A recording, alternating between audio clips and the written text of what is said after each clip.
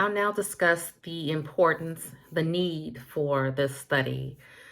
When looking at current assessment practices, many speech language pathologists continue to report that they are not confident in their skills when using non standardized testing, such as dynamic assessment. And so, in addition, the research has shown that many SLPs either do not have the skills to elicit language samples or analyze the language samples that are collected. So these continue to be serious issues in the field.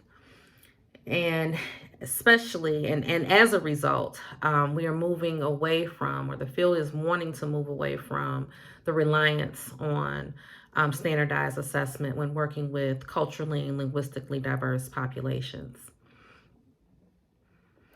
Another serious concern that's plaguing the field of special education and within Chicago Public Schools, and I can imagine other large urban school districts across the country, and that is the over-identification and sometimes under-identification of culturally and linguistically diverse children with disabilities.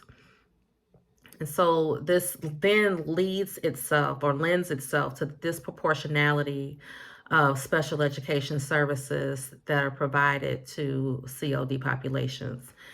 When we look at just the District of Chicago Public Schools,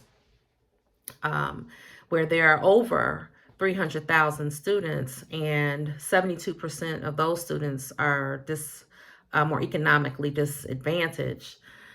When we look at the IEPs in this particular district, 14% of the students in that district have IEPs. At least at the time of the study, that was the case.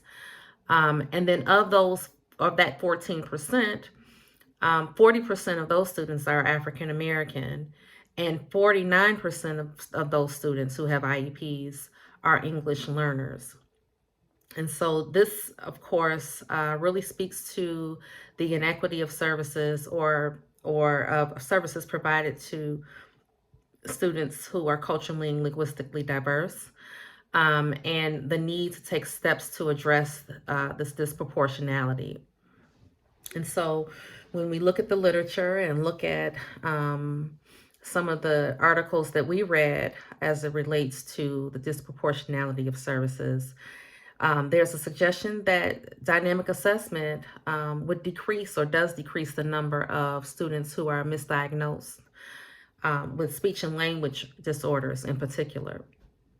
And so as a result, we based this particular study on a pilot study that was discussed earlier, but that was done with just 23 of the bilingual SLPs within CPS. And I should add that there's a small number of SLPs within CPS who are bilingual relative to the number of SLPs.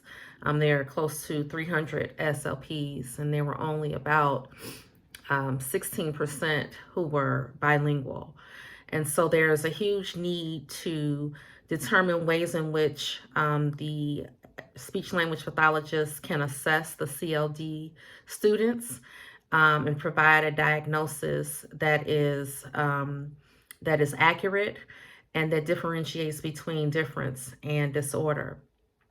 And also creating a way to provide professional development that empowers the speech language pathologist, that allows them to practice what is